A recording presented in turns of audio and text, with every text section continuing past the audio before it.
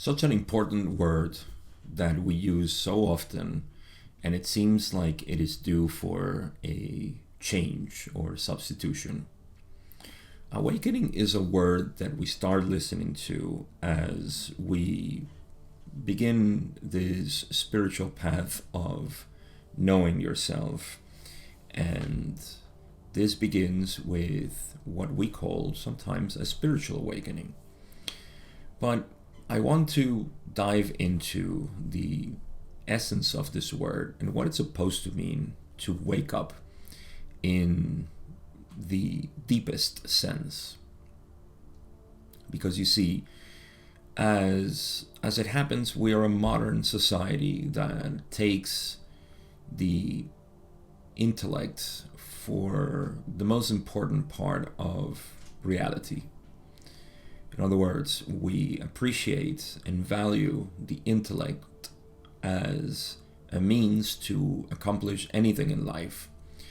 And often I find that it is something that is working against the seeker.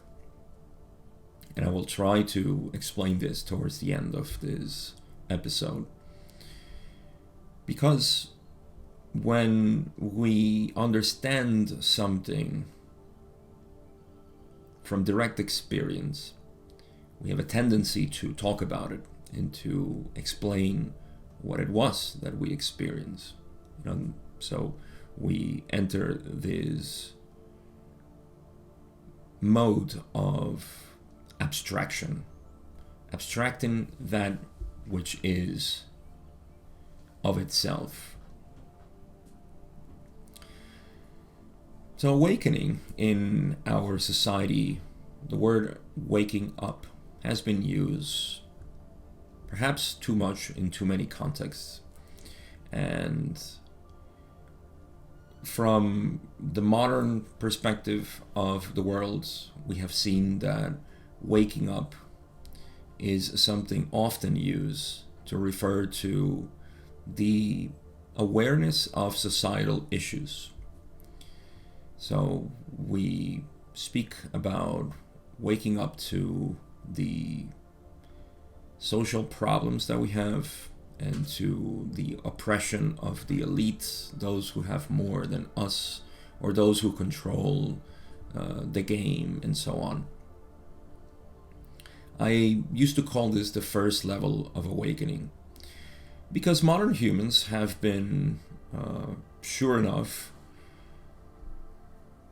been in a stasis, if you will, in terms of knowing how this world is run by the institutions and organizations, the powers that be. And while this is something that clearly needs to come out from the shadows, it has been submerged over hundreds of years, really. It is a step in expanding your awareness. So I would call this an expansion of consciousness or awareness rather than awakening.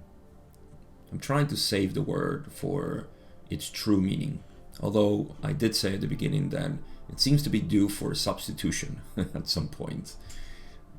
Just like it happens with many other words like enlightenment, which is now a little bit too ostentatious to use as a description of what awakening is. So you don't find many people saying, I have been enlightened, I am enlightened. Seems a little arrogant actually in our vocabulary to say that, because who are you to be enlightened?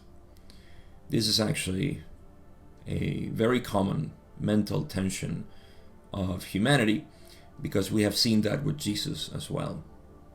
Not to go on a tangent, but it helps explain why we have become a bit jealous about certain words, if that's even a word that I can use. And yeah, with Jesus was the fact that you can be the Son of God, you can be the Son of God until you are the only Son of God, but nobody else. So we have a tendency to become afraid of people claiming divinity, people claiming something great. And this is a misconception based on Western ideas that we are just the refuse of the universe, and God is just always watching, shaking his head, because he's a man, of course. And we become afraid of anybody saying that they recognize their own divinity. And again, not to continue on this tangent, but I have been privileged to be divulging this experience that I am in both the Spanish community and the English community. And it is no surprise that the Spanish community has an even stronger rejection towards the possibility of people claiming that there is a natural enlightenment in us. This is due, in my recollection of events, that Spanish communities have been sort of sealed for hundreds of years from the availability of global information due to language restrictions and limitations. And it's only now opening up. So there is a stronger resistance to even consider the idea that divinity is what we are, and it is not something that must be achieved towards effort and suffering. So, waking up to the word of, not the word, but the social issues is one step. It is a necessary step. As you have been in the dark about these issues, you become aware of all of them. You become aware of the problems that humanity is facing and the people involved in these problems, the reasons, the motives, and so on. But again, I will say that this is an expansion of awareness and not awakening. I'm trying to safeguard the word for its true meaning. And so as our awareness expands and we are presented with all the details of reality, there is a very possible second step for many people in our modern world, and is the awakening to the metaphysical world. Whether you have been all the time a quote-unquote spiritual person, or if you, like me, were also in the dark about the metaphysical reality that is the counterparts, so to speak, of our physical reality, you are attracted to this metaphysical knowledge that has been accrued over time in the occult, because our modern society, if you remember, has been under very, very strong religious influences, mainly Christianity and Islam, which are the biggest religions, and it takes more than half of the population, way more than half the population, if my numbers are well remembered.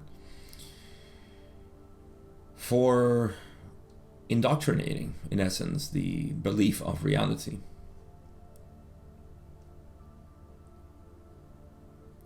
And so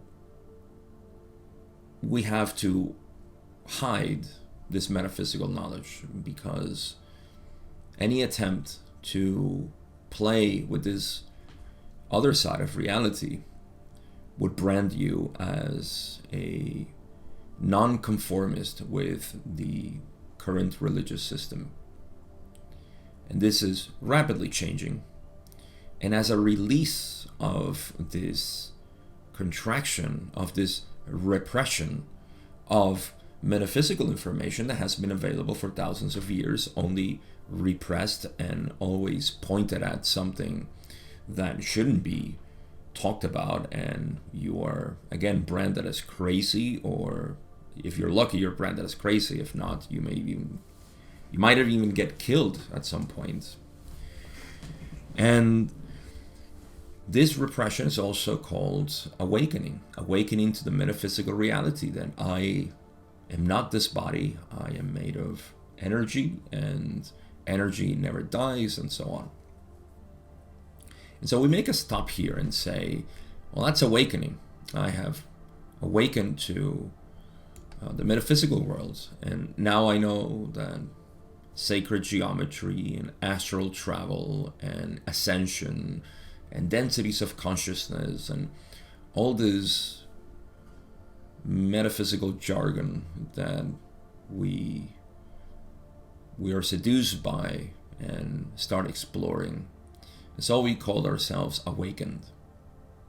Once again, this is an expansion of awareness. You are becoming aware of that which has always been there. And yet this is not awakening. You see, there is a strong relationship between our interest in metaphysics and the true awakening, which is the path of spirituality. Now, the path of spirituality, I will narrow it down to the simple essence of it, which is the return of the Creator, the Alpha into the Omega, which is the same point. It is the remembrance. It is to know yourself. That is the essence of the spiritual path. And so at some point we become aware of this path, of the knowing of the self. And so at this point is where we're actually at the end of the awareness expansion, as I have been calling it. Because expansion can only reach a point, and that point is the whole universe. So when you become aware of yourself, when you know yourself, awareness reaches its limit. And so it is not about space or volume or amount of things that you are aware of, but awareness of the totality of being. So big and small collapse. There is no amount of awareness or things that I am aware of. I am only aware of one thing, and that is of reality as it is. So this approaches the true awakening, knowing what is without further abstraction of it.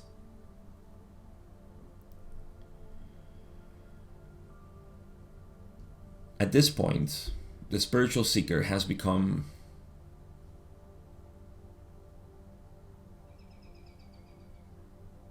let's say accustomed, related to different words that are thrown in the spiritual jargon, and that once again needs to be explored and synthesized in an experiential nexus, as Ra would say. And these words are, again, our protagonists, awakening. What is awakening? We also get used to the word ego, higher self, consciousness, God, oneness, infinity. These are basic words that need to be synthesized in the being. Because without us being able to fully live and recognize the essence of these words, we're still in this seeking. And this is the byproduct of the intellectual understanding, or the attempt to understand intellectually things. We dive into so many books, documentaries, courses, shows, etc. YouTube videos. We get into all of this. And this, again, is not a case against reading, watching, listening. But to point out that we have a tendency as modern humans to attempt to understand, to feel. Understanding, when we understand something, there is a sort of relief. That's what we're looking for with intellectual understanding, a relief. But intellectual understanding can only bring you so much relief, which is just the conceptual confusion that you may have, and that is now easily explained by words. And so you can do this.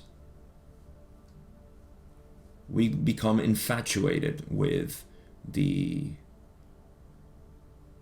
capability of ourselves to explain concepts and to be able to know them.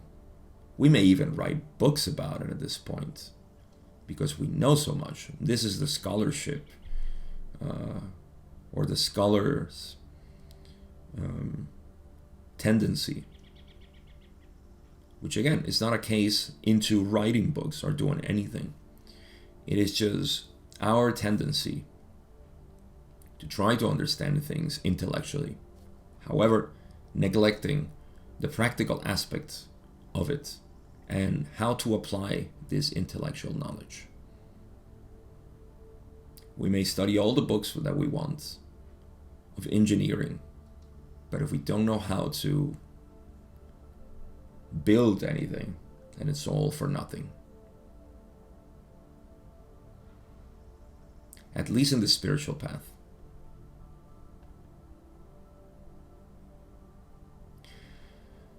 And so this generates a constant seeking that goes blindly to us as the further achievements of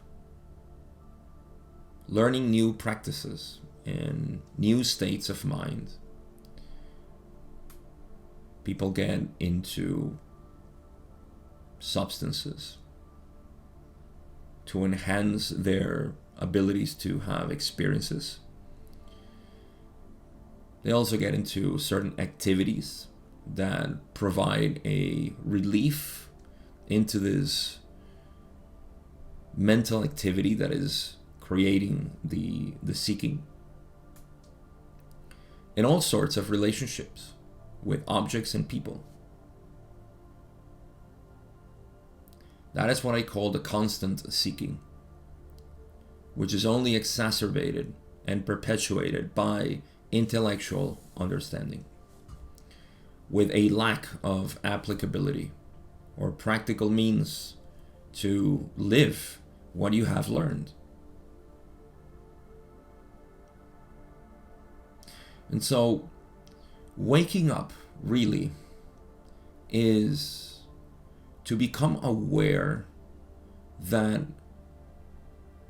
what you have known so far is in constant flux, and it is not you. It's waking up from the dream of separation from an experiential standpoint. It is no longer to understand it as a quantum movement of energy and me being the observer only of it. Or I know I am God because all is one, and the ego is not what I am. And being able to write essays about it and explaining it in so many ways. It's an individual path of knowing, not intellectually, but knowing. Just like you know that you're alive, you don't have to write books about it to explain that you are alive or to know that you are alive. You simply know that you are alive. And to know that you are essentially the basis of reality, that is awakening. That is the true essence of awakening.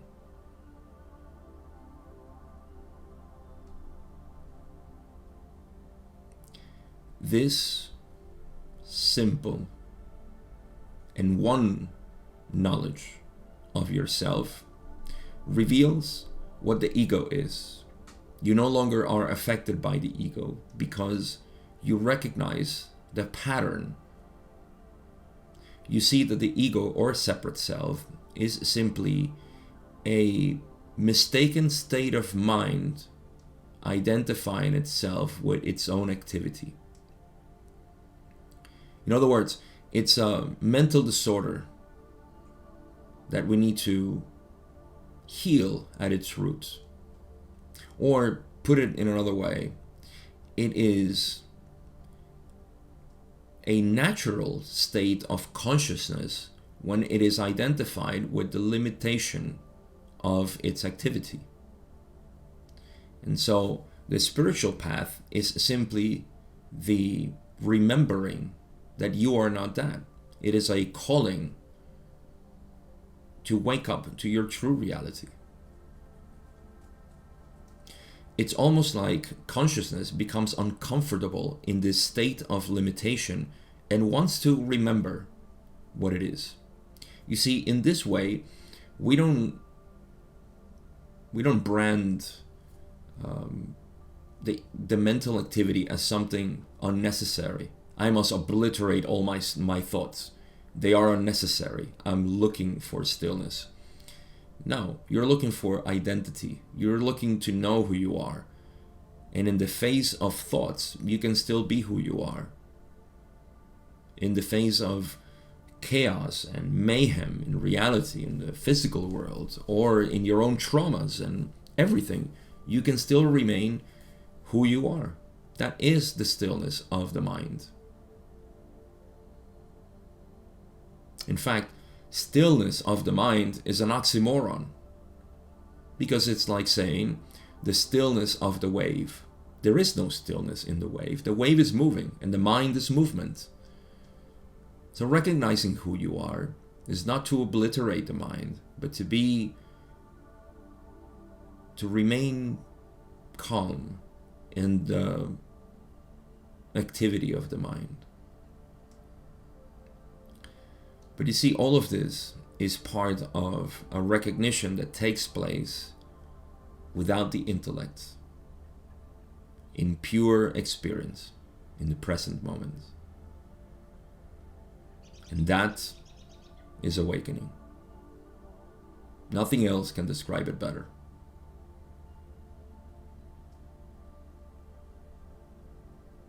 It is taking the time at any moment of your day to remember that which is without mind, without abstraction of thought, and remaining there. The implications of this are enormous, infinite, potentially. And it doesn't require that you do changes in your diet, sexual abstinence, inner child healing, It requires absolutely nothing of all those things that are laid down like so many vendors on a street of the spiritual path. It's a simple remembering.